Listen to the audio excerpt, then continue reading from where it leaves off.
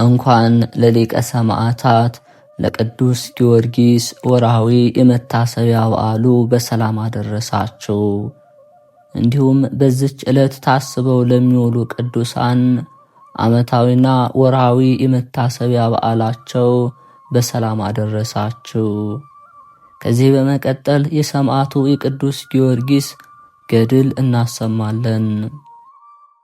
አንድ አምላክ በሚሆን በአብና በወልድ በመንፈስ ቅዱስ ስም አምነን በወርሃ መጋቢት የሚነበብ የዚህ ንዑድ ክቡር የሰማዕታት ሁሉ አለቃቸው መስተጋድል ከሃዲ ንጉሥ ዱድያኖስንና ሰባውን ነገሥታትን ያሳፈራቸው ገባሬ ተአምር ኃያል ቅዱስ ጊዮርጊስን የከበረ መጽሐፈ ገድሉን እንስማ።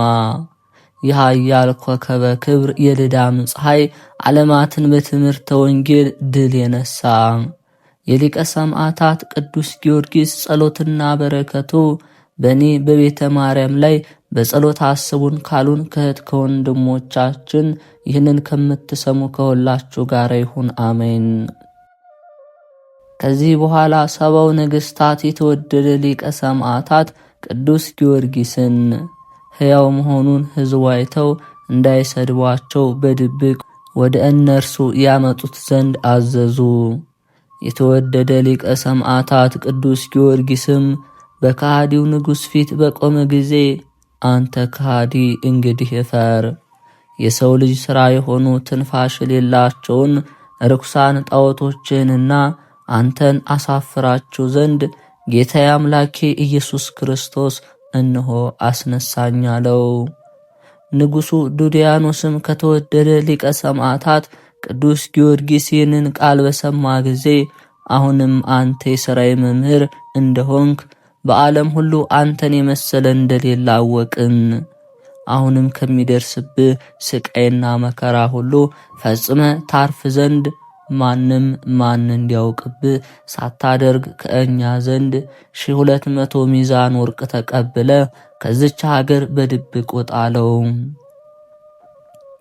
የተወደደ ሊቀ ሰማዕታት ቅዱስ ጊዮርጊስም መልሶ እናንተ የረከሳችሁ ውሾች ስለ ጌታ ኢየሱስ ክርስቶስ ስም የአባቴ ወገኖች የተውልኝን ብዙ ገንዘብ ትቻለው። ይሄውም ከ22,000 ሚዛን ወርቅ በላይ ብሩም ከ44,000 ሚዛን በላይ ከዚህ የሚበዛ ከብቱም ቁጥር ስፍር የለውም ነበር። የሴት የወንድ አገልጋዮችም ነበሩኝ። ፈረሶች፣ መርከቦች፣ ሰፊ የወይን ቦታዎች፣ እርሻዎችም ነበሩኝ። እህላቸውን ወይናቸውን ብዙ ነው። በዚች ከንቱ ዓለም ጌጥ ያጌጡ አዳራሾች ነበሩኝ። እናቴንና እህቶቼን ደግሞ ስለ ኢየሱስ ክርስቶስ ስም ተውኩ። ስለ ፍቅሩም ይህንን ሁሉ መከራ ከእናንተ ተቀበልኩ። እናንተ ግን ዛሬ ከእናንተ 1200 ሚዛን ወርቅ ተቀብዬ የክርስቲያንን አምላክ ክጄ ከአባታችሁ ሰይጣንና ከአገልጋዮቹ ጋር ለዘላለም እሳት እንደተዘጋጃችሁ እንደናንተ ወደ ሲኦል እንድወድቅ ትመክሩኛላችሁ አላቸው። ከሃዲያን ሰባው ነገሥታትም ከእርሱ ይህንን በሰሙ ጊዜ እጅግ ተቆጡ። የሰው ሥጋ የሚገፍ ሰውና ታላላቅ ምላጮች አምጥተው የራስ ቅሉን ቆዳ እንዲገፉ ታዘዙ። ይህንንም አደረጉበት። ዳግመኛ 2 በእሳት የጋሉ የብረት ዘንጎችን አምጥተው በ2 ዓይኖቹ እንዲቀባቸው አዘዙ።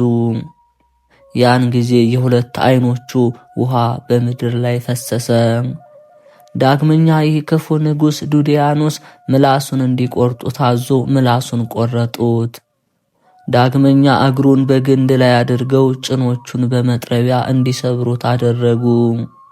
እንደታዘዙም አደረጉበት። ከዚህ በኋላ ቅዱስ ጊዮርጊስን ተሸክመው ወስደው ከእስር ቤት ጣሉት። ትንፋሹ ግን በውስጡ ቀረች። ጥለውትም በየቦታቸው ሄዱ። በመንፈቀ ሌሊትም ጊዜ ጌታችን መድኃኒታችን ኢየሱስ ክርስቶስ ቅዱሳን መላእክትን አስከትሎ ወደ እስር ቤቱ ገባ።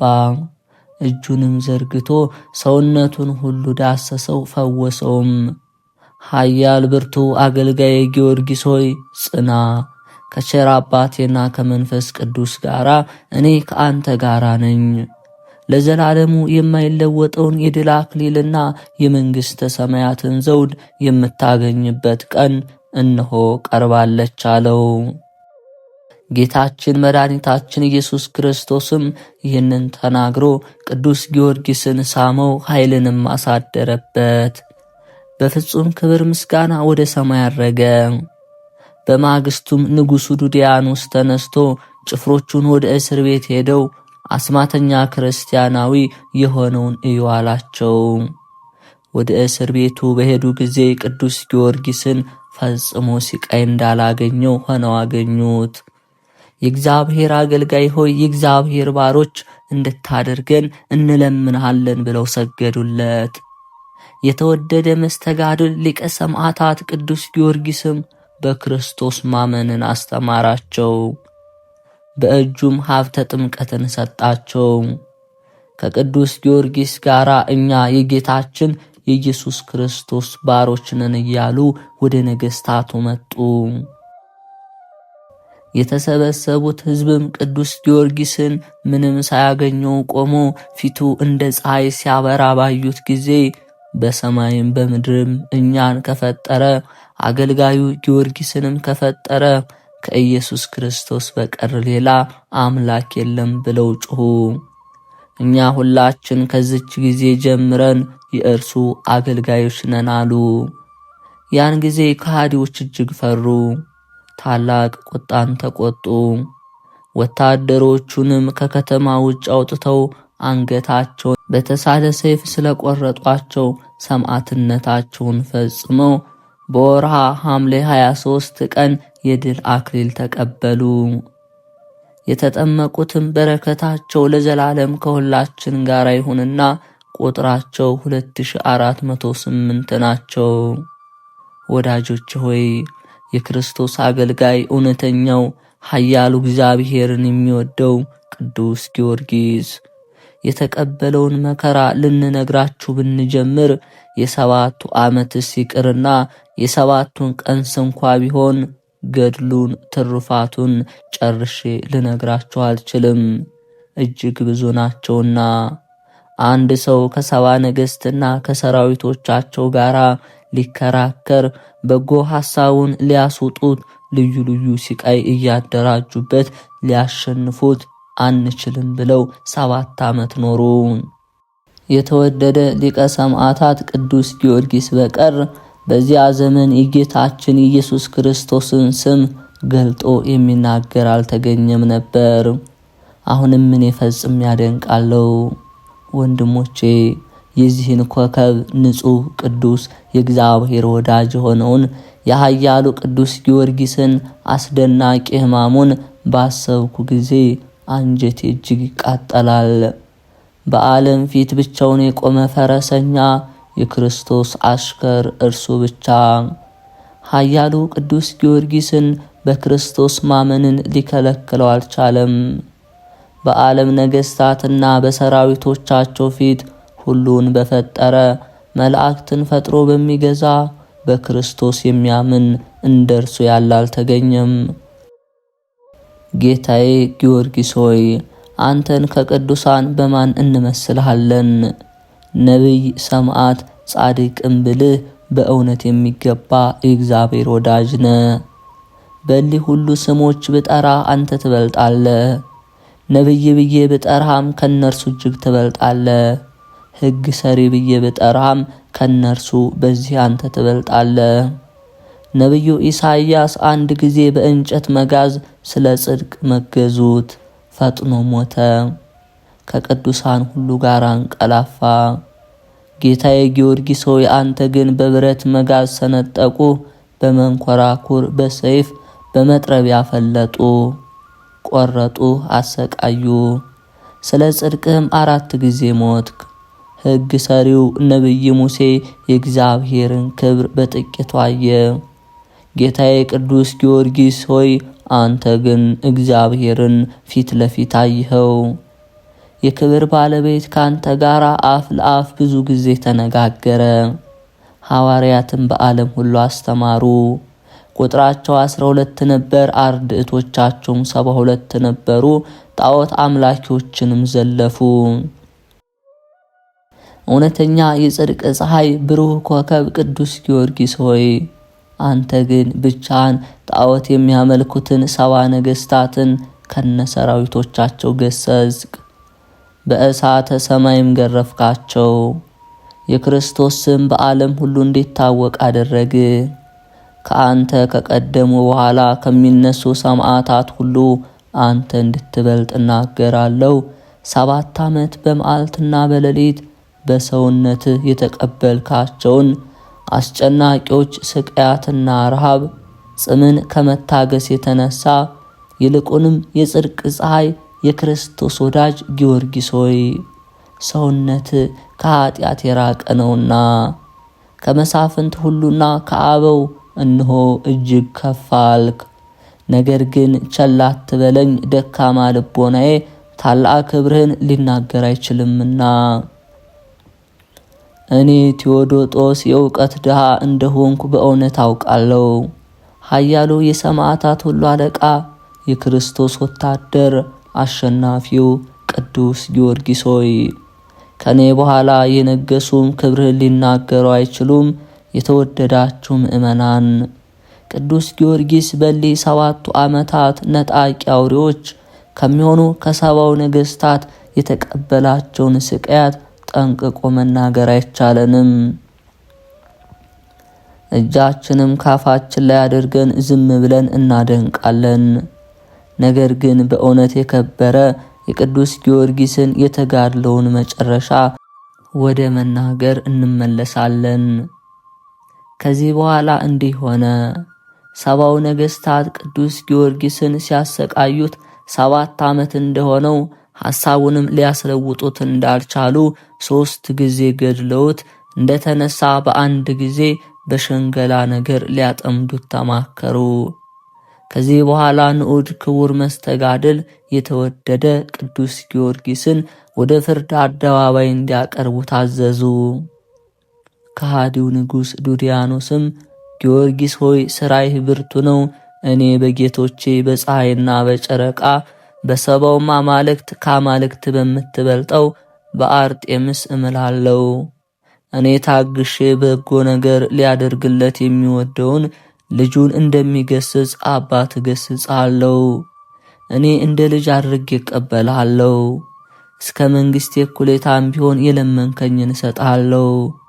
ግን ይህንን ብቻ ከኔ ስማ፣ ልጅ አባቱን ቃል እንዲሰማ። ልጅ ሆይ ከእንግዲህ ወዲህ እኔ እንደምወድህ ወቅ፣ አንተም ደግሞ አታሳዝነኝ። ና ለአጵሎን ዕጣን አሳርግ፣ ዓለምን ሁሉ የሚያድን እርሱ ነው። አንድ ጊዜ ብቻ ለእርሱ ስገድ፣ በመንግሥቴ 2ኛ ማዕረግ አደርግሃለሁ፣ ብዙ ገንዘብ እሰጥሃለሁ። እኔ ከሞትኩ በኋላ በመንበረ መንግሥቴ ተቀምጠህ የኔን ዘውድ በራስህ ጭነህ የኔን ክብር ወርሰህ በዚች ሰፊና ታላቅ አገራችን ውስጥ ንጉሥ ትሆናለህ አለው። ኃያል መስተጋድል ቅዱስ ጊዮርጊስም መልሶ እኔ አንተ ያሰቃየኸኝ 7 ዓመት ኖርኩ። ከዛሬቱ ቀን በቀር የማታለል ቃል አልሰማሁም። ይህንን ስታስብ ታሳምነኝ ዘንድ ለምን ቀድሞ አልነገርከኝም? ይህ አነጋገር ከዚህ በፊት ወዴት ነበር? ዘወትር ስታሰቃየኝ 7 ዓመት ሆነ።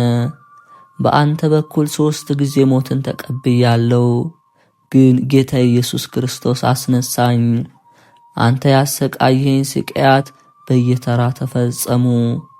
መድኃኒቴ ክርስቶስ ነፍሴን ጠብቆ ባያጸናት ኖሮ በአንድ ጊዜ ሞቼ በቀረው ነበር። ንጉሥ ሆይ የክርስቲያን ወገኖች ቶሎ እንደማይሞቱ አታውቅምን? አንተ በክፍል በጣጥሰህ ነበር። እግዚአብሔር ከመከራው አዳነኝ። ንጉሥ ሆይ ለክርስቲያን ከዚህ ዓለም ከመኖር ይልቅ ሞታቸው እጅግ እንዲበልጥባቸው አንተ አታውቅምን? ብዙ ጊዜ መከራ ጸናብኝ፣ እግዚአብሔር ግን መልሶ ፈውሶኛል። ነገር ግን ፈጽሞ ከአንተ እንግዲህ ያለ ነገር አልሰማሁም።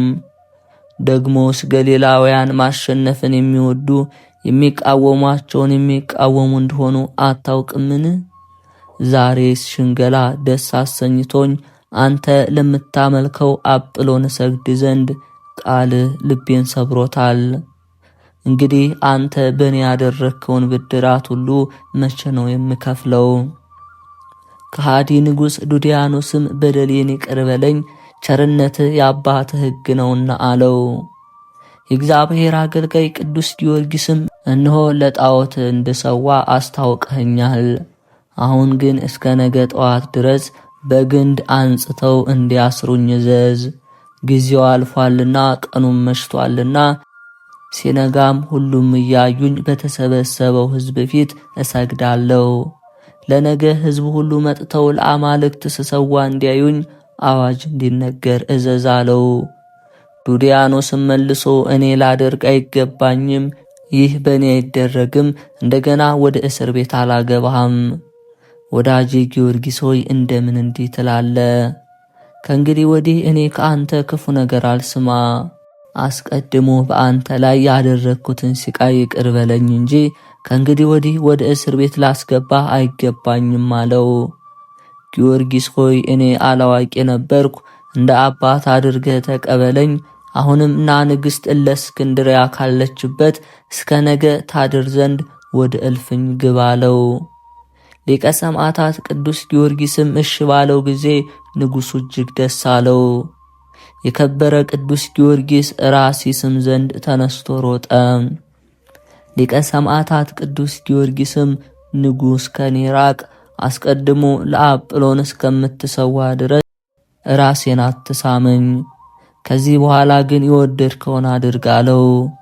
እኛ ገሊላውያንስ አስቀድሞ ለአማልክቶቻችሁ ሳንሰዋ ለእናንተ ለአረማውያን ራሳችን ማሳመን አልለመድንም ብሎ በዚህ ቃል ራሱን ማሳመን ከለከለ። ከእርሱም ፈቀቅ ባለ ጊዜ ቅዱስ ጊዮርጊስ ንጉሥ ሆይ ገሊላውያን ፈቃድህን ያደርጉ ዘንድ ግድ አትበላቸው አለው። ንጉሡም ቅዱስ ጊዮርጊስን ንግሥቲቱ ወዳለችበት እልፍኛ አስገብቶ ከንግሥቲቱ ፊት ወጣ። ቅዱስ ጊዮርጊስ ግን ከንግሥቲቱ ጋር ቀረ። ፀሐይም በጠለቀች ጊዜ ቅዱስ ጊዮርጊስ ተነሳ። ፊቱንም ወደ ምስራቅ መልሶ በጉልበቱ ተንበርክኮ እንደ ፈጣሪያችን ገናና አምላክ ማን ነው?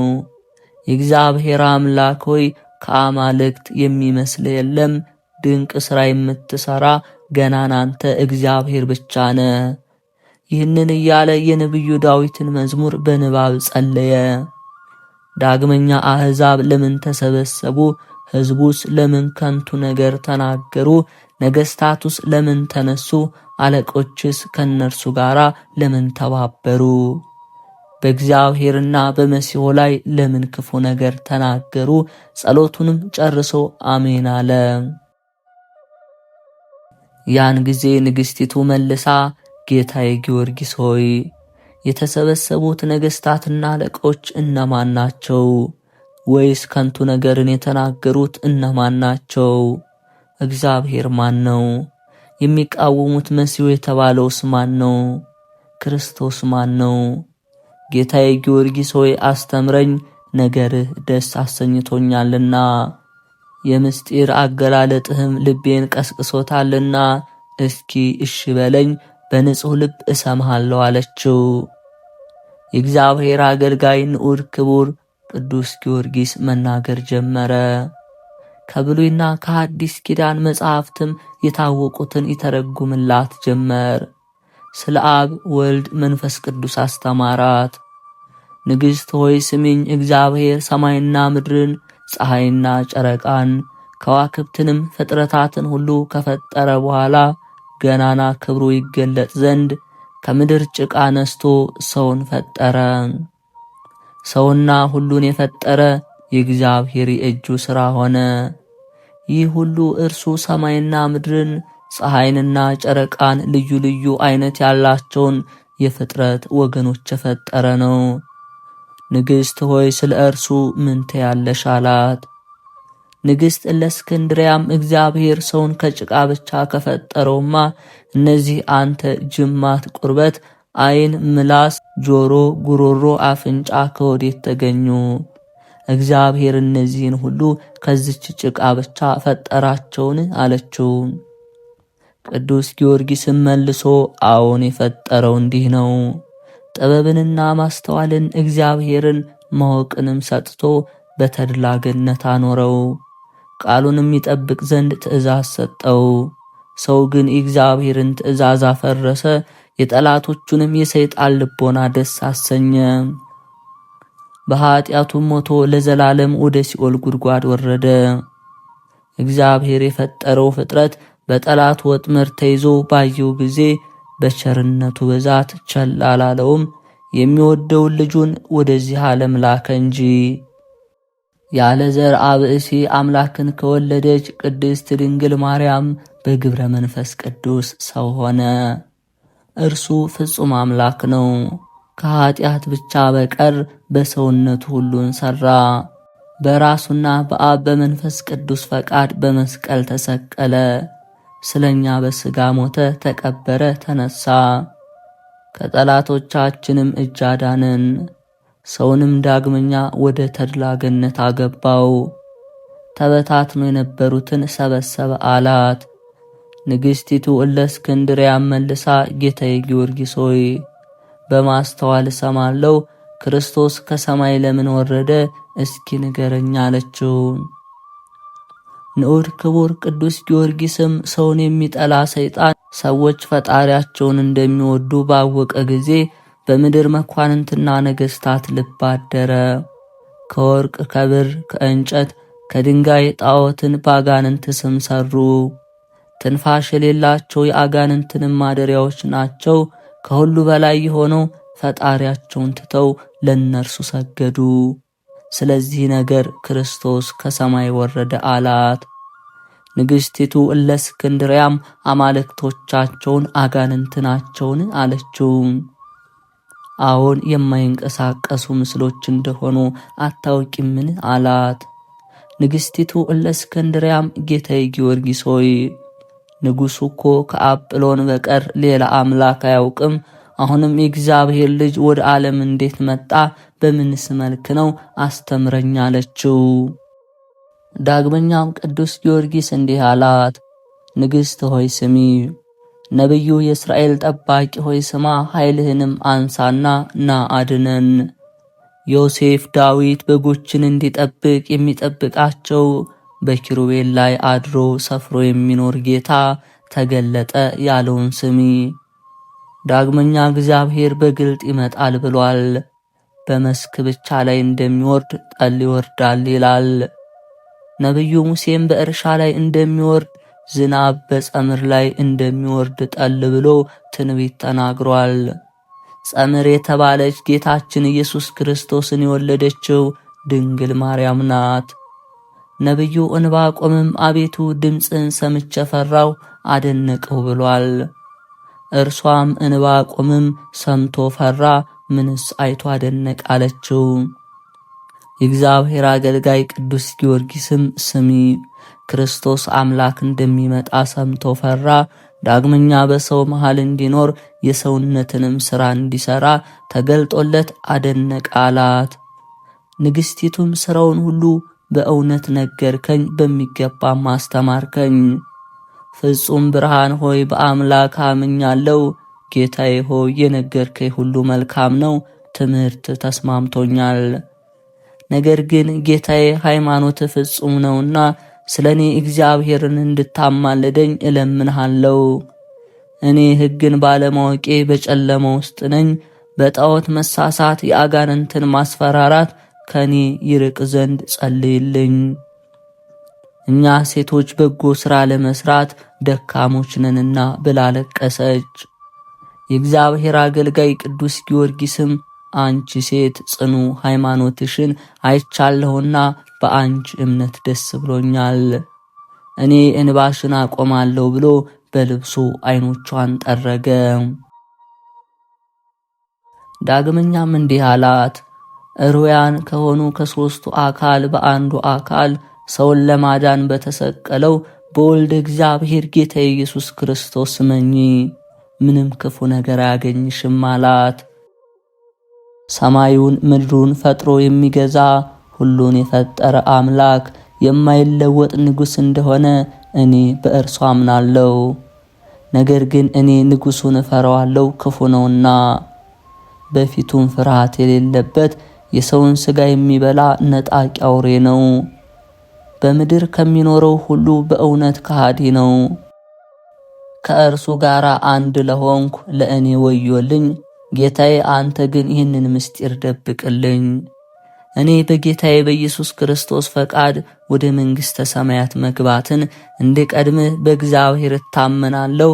አሁን ግን ደክሞኛልና ተወኝ፣ ጥቂት ልተኛ። ጌታዬ የእግዚአብሔር አገልጋይ ቅዱስ ጊዮርጊስ ሆይ እኔ በአንተ ክብር እንዳገኘው እግዚአብሔር ያውቀዋል አለችው። ሊቀ ሰማዕታት ቅዱስ ጊዮርጊስም እንድትተኛ ትቷት ፀሐይ እስኪወጣ ድረስ እየሰገደ ሲጸለይ አደረ። በነጋ ጊዜ ንጉሡ ዱድያኖስ ለጣዖት ይሰግድ ዘንድ ንግሥቲቱ ካለችበት ቅዱስ ጊዮርጊስን ወደ እርሱ እንዲያመጡ ታዘዘ። ለጣዖት ይሰግድ ዘንድ ፈጥነ ወደ እኔ ና፣ ከነገሥታት ሁሉ ብዙ ገንዘብ ይሰጥሃል፣ በራስም ዘውድ ይደፋልሃል፣ ልብህንም ደስ እናሰኛለን። ወዳጅ ሆይ ወደ ምሳ ከመሄዳችን በፊት ሰዎች ሁሉ ያዩ ዘንድ ፈጥነህና ብሎ ላከ። ኃያሉ ቅዱስ ጊዮርጊስም ወደ ንጉሡ ፊት በደረሰ ጊዜ ይህ በአንድ ሰው ፊት ብቻ ሊሆን አይገባም፣ ነገሩም ይቀላል። ይልቁንም በነገሥታቱና በብዙ ሕዝብ ፊት ሊደረግ የሚገባ ነው። አንተ ከወዳጆቼ ነገሥታቱና መኳንንቱ ጋር ከዚህ ተቀመጥ፣ እኔ ከካህናቱ ጋር ወደ አማልክት ቤት እሄድና ለአጵሎን ሰግጄ እመጣለሁ አለው።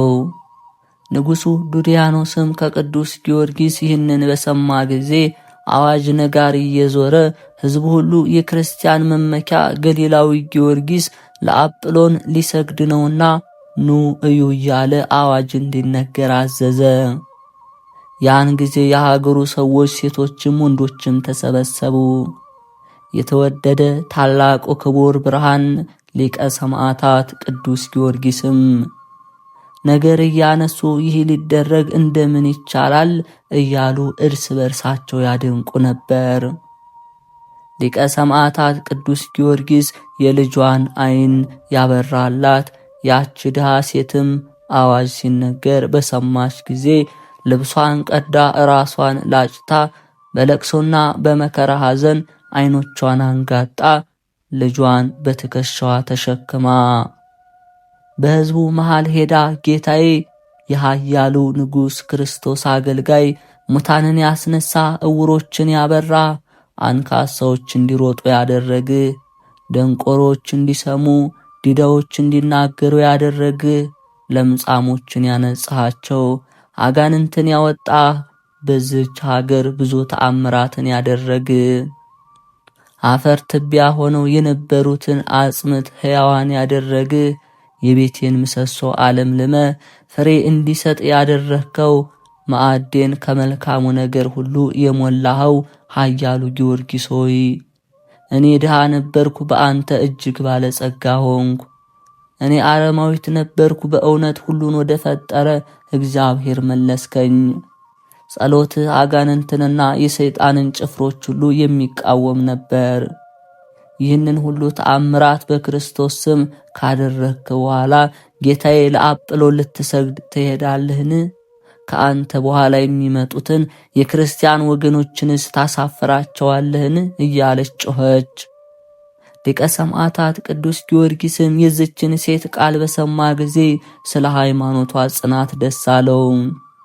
በፊቷን ፈገግ ብሎ ልጅሽን ከትከሻሽ አውርደሽ ከምድር አስቀምጪ አላት። ባስቀመጠችም ጊዜ ቅዱስ ጊዮርጊስ ሕፃኑን ጠርቶ ዓይንህን በከፈተልህ በኢየሱስ ክርስቶስ ስም ተነስተህ በእግርህ ቁም ብዬሃለሁ አለው። ያን ጊዜ እግሮቹ ረተውለት ተነሳ፣ ጆሮቹም ተከፈቱ። ወደ ቅዱስ ጊዮርጊስም መጥቶ እግሮቹን ሳመ። ቅዱስ ጊዮርጊስም በሕዝቡ ሁሉ ፊት ሕፃኑን አንተ ሕፃን ሂድ ወደ አጵሎን ቤት ገብተህ ይህንን የማያስተውል ዕውር ዲዳ ደንቆሮ ጣዖት አጵሎንን ፈጥነህ ና የጌታችን ኢየሱስ ክርስቶስ ባሪያ ጊዮርጊስ ይጠራሃል በለው ብሎ አዘዘው። ያን ጊዜ ሕፃኑ ሄዶ ወደ ጣዖቱም ቤት ገብቶ ቅዱስ ጊዮርጊስ እንደላከው ተናገረ። ያን ጊዜ በጣዖቱ ላይ ያደረው ርኩስ መንፈስ ሰይጣን ደነገጠ። ይህ ሕፃኑም ምስሉን ና ብሎ እያስቸኮለ ይዞት ወጣ። ያን ጊዜ የናዝሬቱ ኢየሱስ ክርስቶስ ሆይ ሁሉን ወደ አንተ አቀረብክ። ዕፀ መስቀልህ በተገለጠ ጊዜ የእኛ ባላጋራ የሆነ አሁን ደግሞ ባሪያህን ቅዱስ ጊዮርጊስን ባላጋራ አድርገህ አስነሳህብን። እርሱ ይቅርና ይህንን ሕፃንም በእኛ ላይ አስነሳኸው እያለ መንፈሰ ርኩሱ ጮኸ። በጣዖት ላይ አድሮ የነበረው ጋኔን ይህንን ከተናገረ በኋላ ከመንበሩ ተወርውሮ ወጥቶ ሕፃኑን ተከተለው። ሕፃኑም ያጣድፈው ነበር። መጥቶም በቅዱስ ጊዮርጊስ ፊት ቆመ። ቅዱስ ጊዮርጊስም ጣዖቱን አንተ በምስል ውስጥ የምትናገረው በእውነት የአረማውያኑ አምላክ ነህን? አለው። በምስል ውስጥ ያለው የሰይጣን መንፈስም ጌታዬ ትንሽ ቆየኝ፣ ሁሉንም ልንገርህ አለው። ቅዱስ ጊዮርጊስም በል ተናገር አለው። እኔ ሰይጣን ነኝ እንጂ አምላክ አይደለሁም። ቅዱስ ጊዮርጊስ ሆይ ታውቀኛለህን ወይስ አታውቀኝምን? አለው። ቅዱስ ጊዮርጊስም አላውቅህም አለ። ነገር ግን ተወኝ፣ በዓለም የኖርኩበትን የተገለጠውን ሥራዬን እነግርሃለሁ፣ ተወኝ አለው። የተወደደ ቅዱስ ጊዮርጊስም ተናገር እስማማለሁ አለው። መንፈሰ ርኩሱም መልሶ እግዚአብሔር ሰማይና ምድርን በፈጠረ ጊዜ በምስራቅ በኩል ገነትን በተከለም ጊዜ በአምሳላችን በአርአያችን ሰውን እንፍጠር አለ። ሰውንም በእጁ ከመሬት አንስቶ ፈጠረው። እኔ ግን የእውነት ፈራጅ የእግዚአብሔርን ትእዛዝ እምቢ አልኩ። በትዕቢቴ አምላክን ልገዳደር አስቤ የአምላክን ትእዛዝ ባፈረሰው ጊዜ ሰማይ ተዘጋብኝ፣ ፈጣሪ ከእርሱ ዘንድ አሳደደኝ። በድንጋይ ላይ እንደሚወርድ ዝናብ ከማዕረጊያ ወርዶ ጣለኝ። ከጓደኞቼ በታች ሆንኩ። ወደ ምድር ጣለኝ፣ በሰማይ ዳርቻም አስቀመጠኝ። ክብር የሚነው እስከ 3ኛው ሰማይ ወጣለው፣ ከእግዚአብሔር የወጣውን ትእዛዝ እሰማለሁ። ሰውን እቃወም ዘንድ ያልሰማሁትን እናገራለሁ፣ እነርሱም ያምኑብኛል፣ ብዙ ወገኖችንም አጠፋለሁ። እግዚአብሔር ከማዕረጌ ባዋረደ ጊዜ እግዚአብሔርን ሰውን ፈጥሮ በገነት ሊያኖረው በገነት ካለው ሁሉ ዛፍ ብላ፣ በገነት መሃል ካለው ዛፍ ግን አትብላ፣ ከእርሱ የበላ እንደሆነ ትሞታለህና ብሎ እንዳዘዘው አሰበው። ስለዚህም ሴቲቱን ከባሏ ጋር እንድታስት እባብን አስነሳዋት። እኔም ይችን ዛፍ ለዓይናቸው ያማረች ለአፋቸው የጣፈጠች አደረግኳት። ከሷም በልተው የእግዚአብሔርን ትእዛዝ አፈረሱ። እግዚአብሔር በእነርሱ ፈረደባቸው፣ ከገነትም አወጣቸው። ከዚህ በኋላ በጣዖት አደርኩ። ሰዎችንም ጣዖት እንዲያመልኩ ለእጃቸው ሥራም እንዲሰግዱ አደረግኳቸው። ዳግመኛም ወደ ቤተ ክርስቲያን ደጅ ሄጄ ሰው በበደለ ጊዜ ካህኑ በአንቀጸ ቤተ ክርስቲያን ሆኖ ንስሐውን እንዲፈጽም ባዘዘው ጊዜ ወደ ወጥመዱ እስካስገባው ድረስ በልቡ ክፉ ሐሳብ አሳድርበታለሁ። በዘገየም ጊዜ ወደ ሥራዬ እንደሚገባ ድረስ ልዩ ልዩ ሐሳብ አሳድርበታለሁ። በቤተ እግዚአብሔር የሚያገለግሉትን አስታቸዋለሁ። ካህን ፈጥኖ ስርየተ ኃጢአት ካልሰጣቸው አእምሯቸውን አስታቸዋለሁ። ወደ ባዕድ አምልኮም ወስዳቸዋለሁ። እግዚአብሔር ሰዎችን ከፍ ከፍ እንዳደረጋቸው እኛንም ከምድር በታች እንደጣለን ባየን ጊዜ ለሰው ልጆች ጠላት ሆንን። ወደ ጥልቁ የሲኦል ጉድጓድም ከኛ ጋር እናወርዳቸው ዘንድ እግዚአብሔርን ክደው ለእኛ እናሰግዳቸዋለን አለው። ሊቀ ሰማዕታት ቅዱስ ጊዮርጊስም መልሶ አንተ ወራዳ፣ በፈቃድህ ክብርህን እንደጣልህ ጨለማን እንደወደድህ ራስህ ተናግረሃል። እግዚአብሔር በአርአያው ለፈጠረው ፍጥረት ባለጋራ ሆነሃል። ለሰዎች ነፍስም ለምን ወጥመድ ትዘረጋለህ? ወደ ሲኦል ጥልቅ ጉድጓድ ከአንተ ጋር ልታወርዳቸው ትፈልጋለህን? አለው። በምስል ያደረው ሰይጣንም መልሶ የሰማይን ጽናት፣ የከዋክብትን ብልጭታ፣ የፀሐይን ስራት፣ የጨረቃን ስነ ኮከብ በፈጠረ ምያለው ስልጣን ቢኖረኝስ ከኔ ጋር በተነጋገርክ ጊዜ ሰውነትን ባጠፋዋት ነበር አለው። ቅዱስ ጊዮርጊስም አንተ ጎስቋላ ብዙ ጊዜ ፈተንከኝ፣ ነገር ግን በጌታዬ በአምላኬ በመድኃኒቴ በኢየሱስ ክርስቶስ ኃይል ምንም መግቢያ መንገድ አላገኘም። ነገር ግን ደፍረህ በእኔ ላይ ስለተናገርክ ከእግዚአብሔር ቅጣትን ተቀበል። አንተ ርኩስ አፏን ከፍታ ዳታንና አቤሮን እንድትወጣቸው ያደረገ አምላክ የአንተንም ነፍስ እንደነርሱ አፏን ከፍታ እንድትወጥህ ያድርጋት ብሎ ተናገረ። ሊቀ ሰማዕታት ኃያሉ ቅዱስ ጊዮርጊስ ምድርን በእግሩ በረገጣት ጊዜም ተከፍታ በሕዝቡ ፊት አጵሎንን ዋጠችው። መንፈስ ርኩስም አንተ ጣዖት በአንተ ላይ ካደረው ሰይጣን ጋር ስላሳትካቸው ከአምላካቸው እግዚአብሔር ስለለያቸው ነፍሳት መልሰህ እንድትሰጥ እነርሱ ወዳሉበት እመቀ ሲኦል አዘቅት ሂድ ውረድ አለው። ያን ጊዜ በሕዝቡ ሁሉ ፊት ወደ ሲኦል ወርዶ እስከ ዕለተ ምጽአት እንዲቆይ አዘዘ። ከዚህ በኋላ ሊቀ ሰማዕት ቅዱስ ጊዮርጊስ ተነስቶ ልቦናውን እጅግ አንጽቶ በአምላኩ እግዚአብሔር ኃይል ወደ ጣዖት አጵሎን አዳራሽ ገብቶ በጣዖትም ቤት የምትኖሩ መናፍስት ርኩሳን ሆይ ውጡ ብሎ በአብ በወልድ በመንፈስ ቅዱስ ስም በመስቀል ምልክት አማተበ።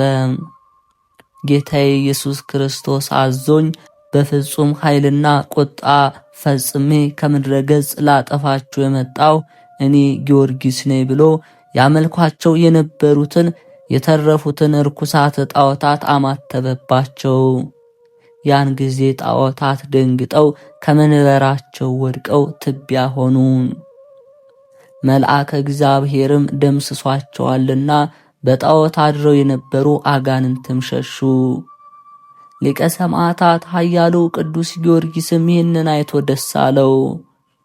የጣዖቱ ቤት ካህናት ግን አምላካቸውን እንደተደመሰሱ ባዩ ጊዜ ልብሳቸውን ቀደው ወደ ሰባው ነገሥታት ሄደው የሆነውን ሁሉ ነገሯቸው። ንጉሡ ዱድያኖስም ጽኑ ቁጣ ተቆጣ፣ ጭፍሮችንም ላከ። የተወደደ ሊቀ ሰማዕታት ቅዱስ ጊዮርጊስን አስረው ወደ ሰባው ነገሥታት አመጡት። ሕዝቡ ሁሉ በቅዱስ ጊዮርጊስ አምላክ በማመን የቆረጥነን እያሉ እየጮሁ ተከተሉት። ወንድሞች ሆይ የተወደደች ሀገራችን ኢትዮጵያ ይጠብቅ ዘንድ በአምላኩ እግዚአብሔር የተሾመ የንዑድ ክቡር መክበበ ሰማዕት ቅዱስ ጊዮርጊስ አማላጅነቱ ከኛ ጋር ትሁን በየጊዜውና በየሰዓቱ ዛሬም ዘወትርም ለዘላለሙ አሜን። ሊቀ ሰማዕታት ገባሬ ተአምር ቅዱስ ጊዮርጊስ ኃይሉን የገለጸበት ጸሎትና በረከቱ ለዘላለም በእውነት ከሁላችን ጋር ይሁንና ሊቀ ሰማዕታት ገባሬ ተአምር ቅዱስ ጊዮርጊስ ያደረገው ተአምር ይህ ነው። እነሆ እኛ በቅርብ የምንገኝና በሩቅም ያለን ሁሉ የሊቀ ሰማዕት ቅዱስ ጊዮርጊስን ረድኤቱን አውቀን በየጊዜው ያደረገውን በየዘመኑ ተናግሮ የማይፈጽመውን ተአምራቱን በየጊዜው ያደረገውን በየዘመኑ ተነግሮ የማይፈጸመው ተአምራቱን ለማወቅ ለሚፈልጉ ሁሉ ተአምራቱ ተነግሮ የማይፈጸም መሆኑን ይወቁ ይረዱ። በእውኑ የሊቀ ሰማዕታት ቅዱስ ጊዮርጊስን ተአምራት ተናግሬ እፈጽማለሁ የሚል ማን ነው? በዚያ ዘመን አረማውያን ቢላቆልያ በሚሰኝ ላይ ጦርነት አወጁ። በዚያችም ሀገር ላይ የተባረከች ሚስት ያለችው ቢፋሞን የተባለ አንድ ደግ ሰው ነበር። እነርሱም መልካም ሥራ በመስራት የታወቁ ነበሩ። ልጅ ባለመውለዳቸው እያዘኑ ይኖሩ ነበር። በኃያሉ ቅዱስ ጊዮርጊስ ስም ቤተ ክርስቲያን አሳንጸው በየዓመቱ በዓሉን እያከበሩ ካህናትንና ነዳያንንም እየሰበሰቡ በሚቻላቸው ሁሉ ለታረዙት እያለበሱ ለተራቡት ይመግቡ ነበር። እግዚአብሔርን በቅዱስ ጊዮርጊስ አማላጅነት ልጅ ይሰጣቸው ዘንድ ይለምኑት ነበር። ልጅ ሲወልዱ ስሙን ጊዮርጊስ ብለው ሰየሙት። ንዑድ ክቡር ቅዱስ ጊዮርጊስን እጅግ ይወዱት ነበር። በዓሉም በደረሰ ጊዜ ለነዳያን ታላቅ ደስታ ያደርጋሉ። ልጃቸው ጊዮርጊስም ወገቡን ታጥቆ ነዳያንን ያገለግልላቸው ነበር። ባደገም ጊዜ በዚች ቤተ ክርስቲያን ሀገር ዲቁና ሾሙት። መልኩ ያማረ ለአገልግሎት ጽሙድ ሆነ። አስቀድመን እንደተናገርነው አረማውያን ጦርነት ባነሱ ጊዜ የዚያች ሀገር ንጉሥ እግረኛና ፈረሰኛ ጦር ለማዘጋጀት ፈልጎ በየሀገሩ ሁሉ አዋጅ ሲነገር ወደ ቢፋሞንም መልእክት ላከ። እርሱ አርበኛ የጦር ትምህርት የተማረ ነውና። ዳሩ ግን ሰውነቱ አርጅቶ ነበር። ልጁ ጊዮርጊስንም በእርሱ ፈንታ ይላክ ዘንድ አስገደዱት። ለቅዱስ ጊዮርጊስ አደራ ሰጥቶ ለነዳያን ምግብ ጋብዞ እንደ ቀድሞ ሰጣቸውና ልጁ ጊዮርጊስን ወደ ጦር አዛዡ ይዘውት ሄዱ። በቢርፋ ሜዳም የሁለት ወገን ጦር ሰራዊት ተዋጉ። ደም እንደ ውሃ ፈሰሰ። አስቀድሞ ለቢርፋን ዳግመኛ ለአምሃ ጊዮርጊስና ለልጁ ወልደ ጊዮርጊስ በጠና ታሞ ሳለ ቅዱስ ጊዮርጊስ ተአምራትን አደረገ። አምሃ ጊዮርጊስም እኔ ዝክርህን እንደማድረጌ በቢርፋም አምሳል በአማላጅነት ወለድኩት፣ በስምህ ሰየምኩት፣ ስለምን ልጄን አታስነሳልኝም በማለት እያለቀሰ ጸለየ። እንዲህም እያለቀሰ ሳለ እናቱ ጮኻ አባትህ ወዴት አለ አለችው።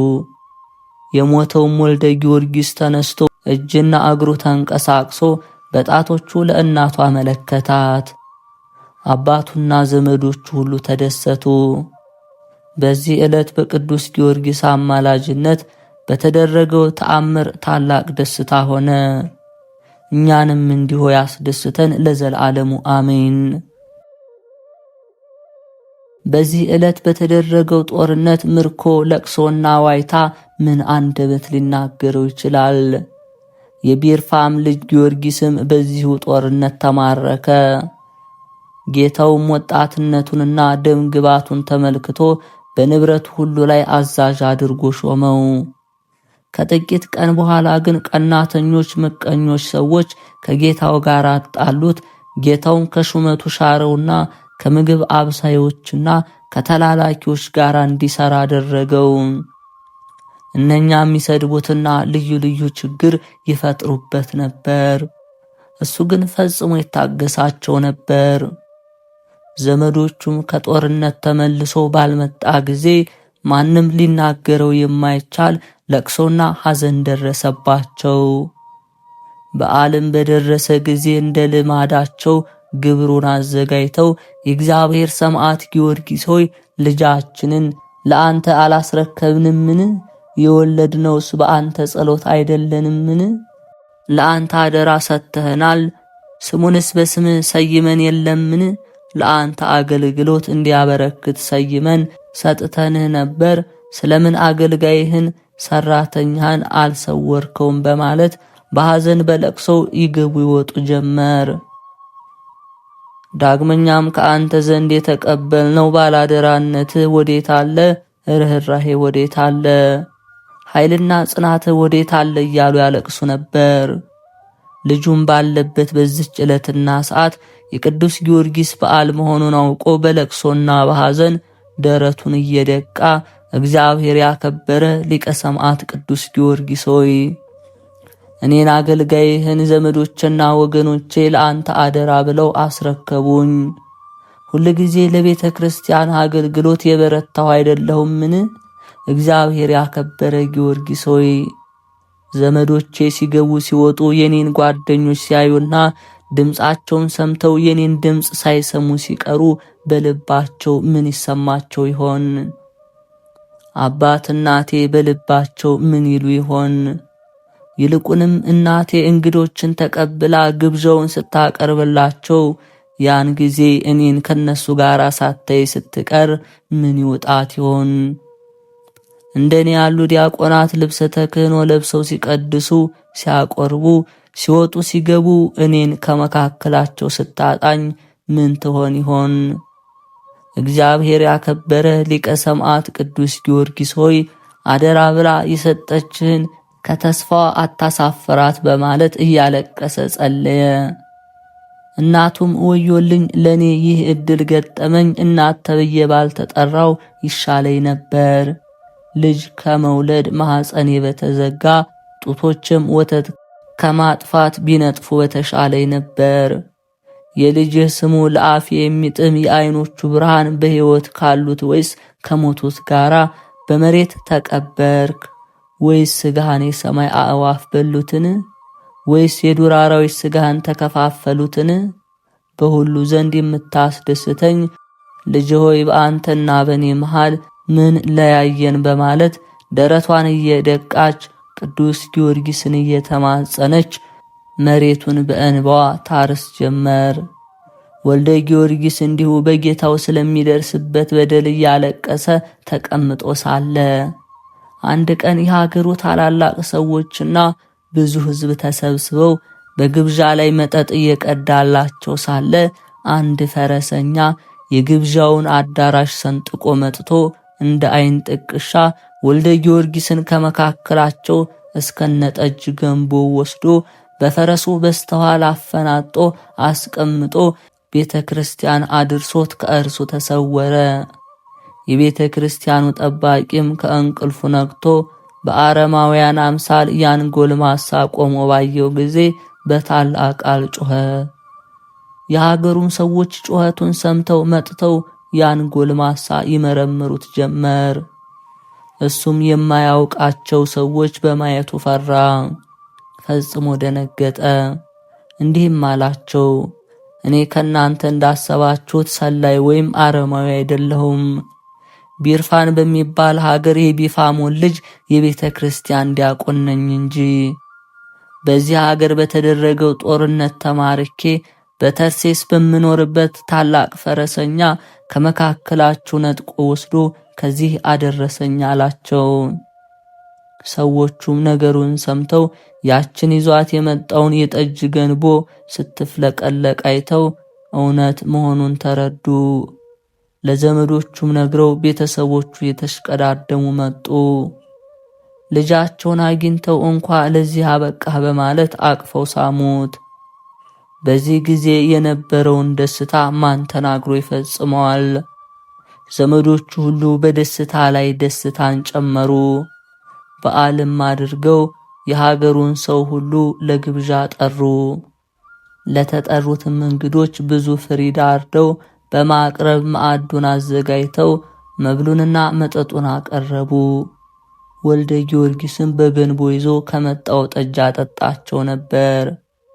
ይህም የንጹሕ መስተጋድል ቅዱስ ጊዮርጊስ ተአምርን ለማጠየቅ በነቢዩ በኤልያስ ዘመን ዱቄቷ እንደበረከተላት መበለት ትሩፋት አይነት ገንቦ ሳይጎድልና ሳይቀዘቅዝ እየተፍለቀለቀ ወልደ ጊዮርጊስ ጠጁን ይቀዳላቸው ነበር። የገንቦው ጠጅ ሳይጎድል በመብላት በመጠጣት በተድላ በደስታ ለ7 ቀናት ቆዩ።